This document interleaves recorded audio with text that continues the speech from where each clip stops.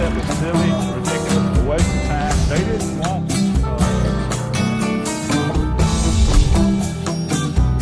That's why they were so successful. That's why they got away.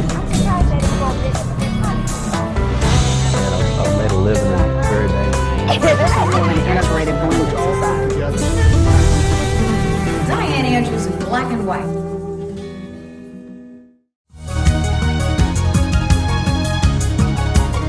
Welcome to Dianne Andrews in Black and White, and I'm your host, Dianne Andrews. Thanks for joining us today in our almost 3 million homes. Whether you're watching us on the CW or KZUP 13, we are always on that every Sunday at 3 o'clock. Sometimes CW pushes us off. Can you imagine for the live golf course or some other golf show that they're having, and they push us off for that? But we're always on their sister channel, KZUP 13. We're also on Pelican Broadcasting, which is in New Orleans and in Lafayette and, of course, Baton Rouge. And we go all the way over to Mississippi and 50 parishes in the state of Louisiana and over 2 million homes. We're always on the usual suspects, the Getters, the Truth. We're definitely on Truth. And Facebook, Twitter, Instagram, all the usual suspects. You can get us there. Today I have a man that I wanted to thank for some things that happened to me last year. I got a letter from Louisiana Treasurer. I said, oh my God, what do I owe the Treasurer? What do I owe? You know, you never think it's anything good when you get anything from the government, because it's usually not, as Ronald Reagan said, right? Who can you trust from the government, right? But I opened it up and it said that they owed me money. And I ended up getting several $1,000s. So thank you, Treasurer, for that money you don't expect to get.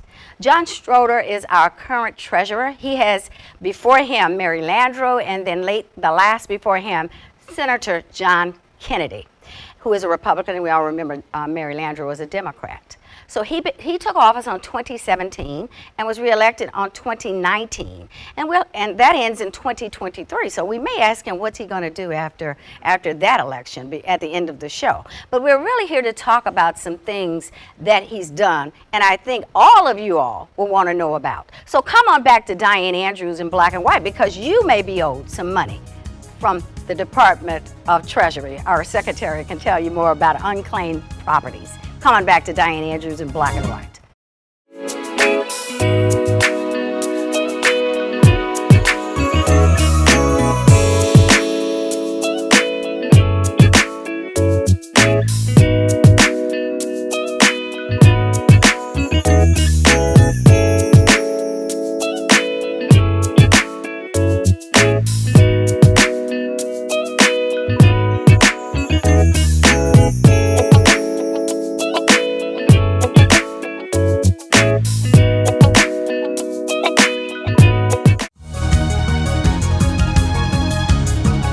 Hi, thanks for coming back to Dianne Andrews in Black and White, but I do want to thank Tara Renee for putting my documentary of the Silver Dollar Group of the Ku Klux Klan in the 23rd Annual African American Cinema for Women in Film in New York City. So thanks, Tara, for doing that. And thanks for putting me on the cover of your magazine, pioneering multicultural magazine online. But here sitting next to me is someone that can help you, because he has $1 billion in unclaimed property. How much of that? Thanks for being here, John Schroder. Nice to meet you for the first time, even though we're frantic today. Sorry about that. That's all right. Tell me about unclaimed property and what can help these people, and then we're going to get into some more details of the other things you do. So the unclaimed property program has been around. We had our 50th anniversary this year. Wow. So it's been around a long time. Mm-hmm. You know, certainly the media and technology has allowed it to really expand in the last few years. And in fact, half our checks have been written since 2017. That's really a function of getting some laws passed, getting aggressive with marketing, and using the technology and investing some money. I mean, 2 years ago, we returned almost 200,000 claims. So we did process 200,000 claims. That's an all-time record, one of the best in the country. But unclaimed property is really just lost money. Yeah. You know, by law in Louisiana, and for that matter, for every state in the country, has an unclaimed property program. And it's basically deposits, royalties, you know, insurance claims, just all kind of different ways. Lost CDs, we've had checking accounts, but there's a lot of claims come from stocks and bonds. Mine was from an agency, the Department of Revenue, and it was longer than you've been in office. It was like 8 years ago. And I guess you have really gotten aggressive, which is good, to make sure we're getting our money back. I was so happy. I mean, it really makes a difference. It was like a Christmas present. Yeah, so two things happen. You can always check on our website at lacashclaim.org. Very, very easy process now. Probably 85% of our claims are paperless. So you can do it all online, and the checks go out in a matter of weeks, where it used to take 90 days or so. So I got my check in a month, last year. quick, and we're right now today, as we speak, we just did an annual data match with the Department of Revenue. So we sent out probably about 25,000 checks across the state. It's about $4.5 million worth of money. So it's one of the things we do at Treasury. It's probably my favorite thing that we do at Treasury, to be honest with you, because I don't take your money. Yeah, one of the few in the government that's not taking our money. And being named the Department of Treasury, people automatically assume we do taxes. But Right. we do not. That falls under the Department of Revenue, which falls under the governor's office. So this unclaimed property is a big deal. There's probably, I don't know, probably 180 million or so, 200 million just in the Baton Rouge region. Wow. The New Orleans region is about 350 million, and we got a new 100 million in almost every year. So just because you've checked this year doesn't mean you shouldn't check next year. And you need to go check your heirs, your elderly grandparents that may have been deceased, or your parents, because like I said, the program's been around for over 50 years now. And it's not just individuals, I read, it's churches and businesses also that can check. So you did a little study, and so yes, there's probably about $75 million inside the program that belong to business. Last time I checked, we had over 1,200 churches. So there's nonprofits. I know we brought about $75,000 to the food bank in Jefferson Parish during the pandemic, which was a surprise to everybody. Right. But our team's expanded. We now are way more aggressive. We have a couple of retired detectives to go out and find people. We recently brought a $750,000 check to an elderly lady up in North Louisiana. Oh my God. Was left by her mom. So it's been around forever. We found a homeless person in New Orleans who had a $258,000 CD that had been lost for 18 years. That's an amazing job you all are doing, getting people the money. That should interest everybody out here to go check that website. And you being a narcotics detective before, and again, thank you for your service in the military. And then you were state legislator for 9.5 years. And then you came on and you've been doing this job. And it seems like you're doing a hell of a job getting people back their money. But you do other things there. You've got $6 billion right in investments here. Is that 16 billion? 16 billion. The trust funds for the state. We manage that. We have our own version of Raymond James or Smith Barney or whatever you want to call it. We have it's one of the silos of Treasury. We manage money. Last year's budget was over 60 billion. This year's probably in the mid 40s.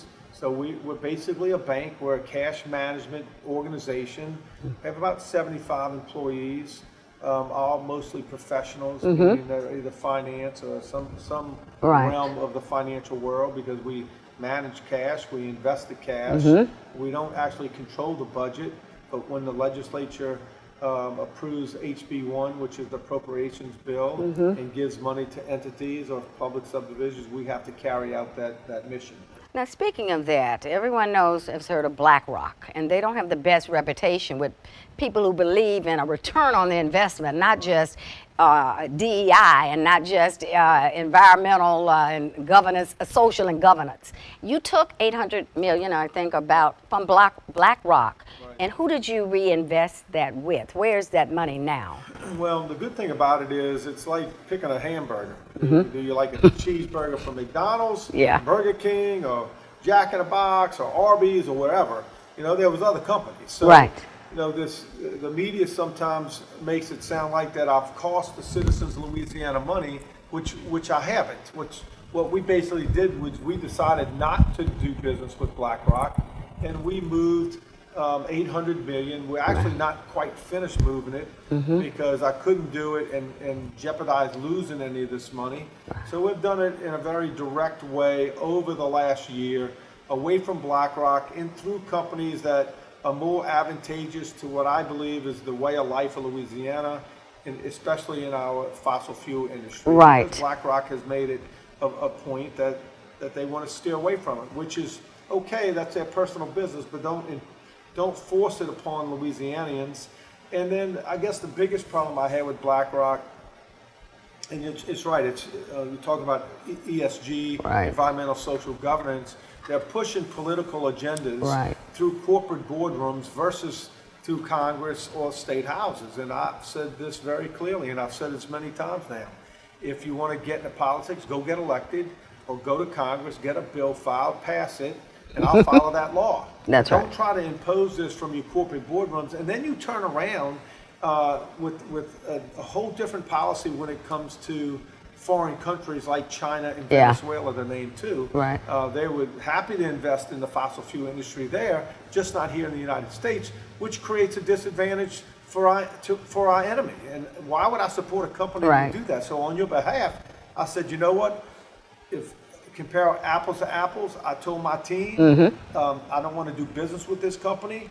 Go find me another one. And they did. It didn't cost us any money. We actually made money, to be honest with you. And what people I don't think understand is when we talk about ESG, which is the S is part of the DEI, equity, inclusion, diversity, equity, inclusion. I tell people, if you wanted a doctor and they said, I've got a transgender black woman over here, but the best happens to be a white man, which one are you going to take? And if some idiot says, I want that transgender black woman, then they should be dead on the operating table, because nobody in right mind would say that. But that's what they're doing with our money, because it's not looking at the return on the investment for the money. It's all, you meet all these crazy criteria.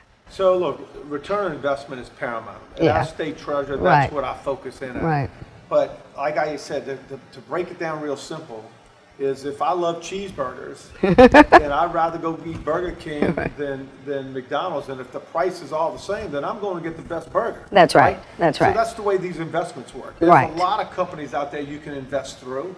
And it was my decision, and you give me that responsibility, elected me as your state treasurer through the Constitution of this state, that I manage the monies and the finances of the state. So if all things are equal, I'm going to pick a company that we get a return Right. and is more friendly to the type of business climates that we support here in Louisiana. Several other states, I think, did also, right? Yeah. Texas, Missouri. I know I saw Missouri. I saw you on national news when you had done that. That's when I said, I'm going to get him on the I'm phone. proud to say Louisiana led the fight. And, Yeah. and that was it all really started almost 5 years ago when Senator Kennedy sent me a letter to look at something with two banks. And then it's led into this. So it's been something I've been paying attention to for a while. I just am opposed to corporate America sort of forcing you to align with their policies Yeah. in politics. And that's just not what we believe here in our state. Right. You can see others have done it. Right. I moved 800 million. Right. We were really the first ones to do it. And now Congratulations. it's probably in the 12 to 15 billion range. I know Florida recently moved about 2 billion. Texas has moved some. Yeah. So we're just sending a strong message to America. Look, if you want to get involved in politics, go ahead. But Right. we're not going to let you bully us by using your might and your political will Right. through your corporate boardroom. Do you think, when you look at the Venezuelans, especially the Chinas, which is running most of the world, it seems, now, and have ruined Venezuela down there. 6 years ago, they were number 6 in the economy in the world. Today, they're eating out of trash cans and still have more oil reserves than anybody in the world. Venezuela does.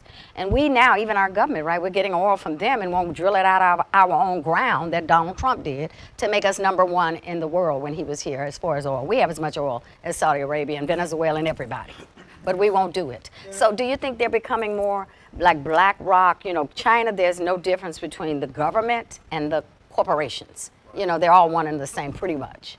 Right. Is that same kind of strategy that seems like maybe leading that way here on some corporations? Well, yeah, BlackRock, and you can look at the big banks, Right. Bank of America, Citibank. Right. It seems to be the big banks that are playing hard, but there's others that are all involved in this ESG stuff. And look, the market shows that those investments aren't doing very well. BlackRock has lost probably 20% of their net worth, basically, in the last 24 months. So you saved us a lot of money by doing this too. Well, yeah. Yeah. Look, and I want to be very clear because we want to make politics out of this. I was doing this and nobody even knew it. Right. Because that's what my job is every day. Right. Nobody had to ask me to do it. Nobody had to tell me to do it. Some people have said that they've encouraged me to. Nobody did. Nobody even knew we were doing this. Right. So it sort of leaked out, and so then I had to come out publicly and say I would have done that we're doing it, or I would have never said anything. I was going to wait till we were finished. Right. Because we're still not totally finished. Because when I said to move the money, they came back to me and said we'll lose $30 million. I said, well, I didn't say lose any money. Right. So they've had to do it through a very direct process to where we didn't lose any money. Yes. And with the fixed markets going up a lot, it's actually helped us make a little bit more money. Well, that's wonderful, and the state of Louisiana, every citizen here should be happy about this. Yeah, they should. Yeah, and we're letting them know, and you'll let them know other ways also. Let's talk about the financial literacy bill. Yeah. I didn't know that we had so many households that had no bank accounts, right? We're number one in the country, did I read, or Aaron told me? Yeah. We're first in the country in unbanked families. No bank account, is that what that means? Bank account. Yeah. Meaning that they're just living from $1 bill to the next. Don't save anything. So we're worst in the country in that, and our financial literacy is second to worst in the country. Understanding money, how to use money, how to save money, make money. We're talking about basics things here, not like if I have a check in my checkbook, that doesn't necessarily equate to I have money in the bank. Yeah. Okay? We're talking about basic things. I mean, I saw an interview recently on the Baton Rouge News when this bill broke and it made it through the House that they went to LSU's campus and interviewed students. And these students said they had never received any education whatsoever when it came to personal money, finance, or management. Yeah. Not finance, meaning they're not talking about showing you how to go invest your money. Right, We're but just put it in a talking bank. Talking about things like, hey, if I have $1 and I spend $1, I'm broke. Right. I believe it's not what you make, it's what you save. And you can move up the ladder by saving. Right. Because my wife and I did it. Right. I mean, I was in the army. She was a school teacher. We were broke. We were living in Section 8 housing. Wow. But every paycheck we made, we saved something. We saved, and before you knew it, all of a sudden some opportunities arise because when you save money, it provides opportunity. And if you're waiting around for somebody else to provide that opportunity to you, Never have. Shame on you. It doesn't work, which it shows in the statistics in this state. So. Representative Nikki Muscarella out of Hammond was working on something unbeknownst that I didn't even know he was working on. And I've been working with Dave Ramsey, which a lot of people know about bringing financial literacy curriculums to Louisiana. I've agreed to start a foundation to raise money. Oh, wonderful. To put these curriculums in the high schools, but the high school needs to accept it. Right. They need to ask for it. What this bill does is basically tells every student in high school, you're going to have to pass this class to get tops. I was telling Erin when I talked to her about you, when I was in the 4th grade, my teacher took us to the bank. Yeah. We got a couple of $10 or $5, whatever, and put it in the bank and learned how. And I don't know why more people aren't doing that. People don't seem to care enough, but do you think, Treasurer, that it even goes back to the fact a lot of our people can't do math anymore. They don't understand finance. Look, we're number 50th in the world, and we spend more per student than any country in the world. Yeah. It's such a big problem in this country. So we have to start with something. Yeah, you do. You know, yeah. And you know, it passed to the House without a well, that's wonderful. I'm happy to see that. That's great. Yeah, and it's in the Senate, and I think it came out of Senate committee. I'm not real sure where it is on the Senate floor yet, but this is like a no-brainer. It's a common sense thing. Because I don't care how smart you are, or this isn't really about where you are in the spectrum as far as school. Every single person needs to know how to manage their money. Right. You know, they need to understand what savings ultimately does for you. And if you're going to college, heavens forbid, I mean, look how expensive college is today. So we have financial programs that can be shared. And I think one of the good things about it, and you mentioned this about bankers, we've got bankers all over this state that would love to walk into a classroom, Right. you know, and be a guest speaker, a Right. teacher for these classes. So Yeah. I'm excited about it. We're going to be one of the few states in the nation That's a great idea. that do it, and I'm happy that this bill looks like it's got a shot to pass. And the superintendent the state superintendent also supports it. So it's got legs, and it's a very good, probably one of the better bills that are going to pass this session. That'll be great, because a lot of times good stuff doesn't get through this through in our Republican-led House and stuff. So what else would you like to leave with the audience? Well, just look, the Treasury Department, the staff really works really hard. They just come to work every day, and all politics aside, we just go to work. We've had no scandal. You can get on a newspaper, read about Treasury. Some people may disagree with what I do and how I do it, particularly dealing with BlackRock. The liberal media doesn't like it too much, but they don't understand it. Right. And all I ever ask of the media is at least understand the topic. I don't mind you reporting and writing about anything, but understand the topic. Right. So I'm proud of the department, the way they come to work every day, in spite of some of all the nastiness that goes on. Right. But I've enjoyed. I've been there, finishing up my 6th year. And do you have aspirations after 2023? I think everybody knows that I've thrown my hat. Yeah. I look forward to qualifying in August to run for governor. I bring a lot of experience to the table, man, from my military background, my law enforcement background. At a high level, my degree was in criminal justice. My wife and I have been came through the public education system in high school. We both graduated from public high schools, public colleges. She's 27, 28 years administrator, teacher in the public school system in probably 3 or 4 different parishes of this state. And then we've been in business together for over 30 years. Real estate, right? Real estate, Yeah. retail, we build homes. Everything real estate we've touched. We have a lot of rental properties. Right. But we've been in multiple retail businesses from groceries to sports bar to tanning salons, laundromats. I mean, we've done a little bit of it all. Right. I know what the 85 percentile go through every day. Right. And that's what I bring to the table. I represent the 85 percentile.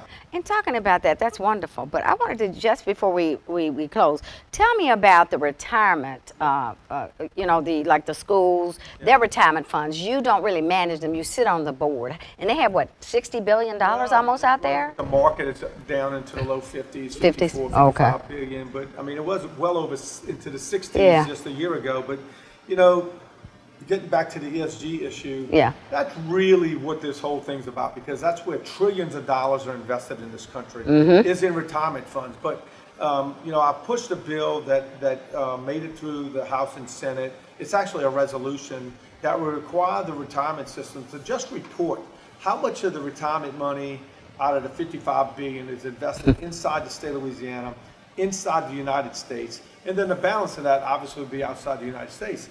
Because I want the public to realize and understand, because you're paying these taxes. Your taxes pay the retirements for the public workers. Right. And I think everybody should know where their money is invested. I want to see more money invested inside Louisiana. I hear all the time we need to expand business and we need to recruit business. But if we don't invest in ourselves, how do you expect others to invest? So when you look at the data, and I think it's going to be pretty telling.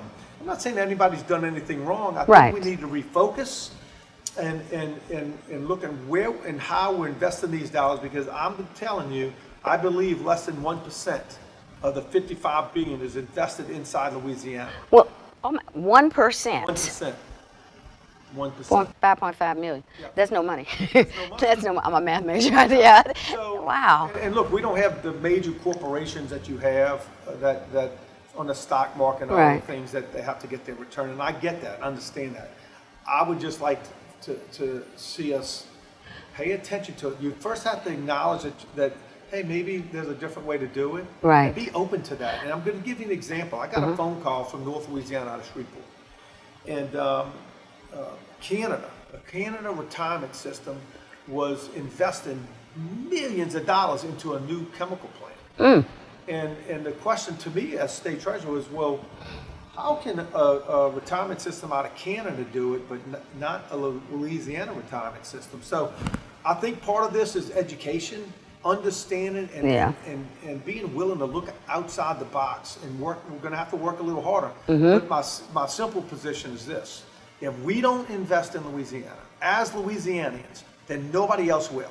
That's So right. when we talk about 4.6 million people and 2 million people being on Medicaid and Yeah. 900,000 on Medicare, we're going to change those numbers around and create jobs, and we need to invest in ourselves. That's right. So I just want the retirement systems to understand that data and pay attention to it, and let's be more creative and maybe just change some of the mentality in government. You always hear, why do you do it that way? Well, we've always done it. Yeah. You know, so I'm just trying to force us to pay attention and maybe change some of those habits. I think, I just have to tell you this, I've been preaching on this show for 8 years about, I started when Obama was leaving office, when he left $75 billion of our hardware over there. So being a black woman conservative, like a Candace Owens, is very difficult because you do lose, especially a lot of black women friends. One lady called me last week, and she said, Dianne, let's go to lunch. I hadn't spoken to her in 3 years. She was one of the people who told me, no, Dianne, why are you Republican? Why are you conservative? Why are you this? She said, you were right. So we just got to keep on out here. I mean, that really made my day, right? She said, you were right. And she's big enough to say it, and she has at least looking at what's going on. Yeah, but let me tell you, at 62 years old, I got involved in government to sort of build back some faith in the process where people were losing faith in government from all walks of life, all races, all parties. And I can honestly sit here and tell you, 99% of my decisions aren't based on politics. I mean, you get caught up in, when I was in the House, the Republican Party wanted you to vote for this, that, and then I did some of that. But if it was to the detriment of the citizens, then I'm opposed to it. Right. I've been asked about a lot of positions, but look, at the end of the day, we need to stop all the Republican-Democrat stuff. Yeah. I mean, what we really need to do is what's best for the country citizens of Louisiana. and the country as a whole. We have to acknowledge we have a lot of poor people in this state. And until we create more jobs, invest in business, create business, bring in more business, I think you first have to start with the business we have here. Then we're never going to improve those statistics. So that's not politics. That's numbers. That's the reality. We need to pay more attention to the numbers and less about our politics. And we tend to do that in all these political races. We get all tied up in all these political sort of social issues, but what's killing us is the numbers. That's right. Tell me in one line, why do you want to be governor of the state of Louisiana? I want to build faith and trust in this process. I want you to go work every day, not have to worry about the decisions being made at that Capitol. I'm that guy because every decision I make, and a lot of those decisions are made behind closed doors, every decision I make will be based on what's best for the citizens of Louisiana, period. Sounds like a great answer to me. Thank you so much for being with us. We'll do another one.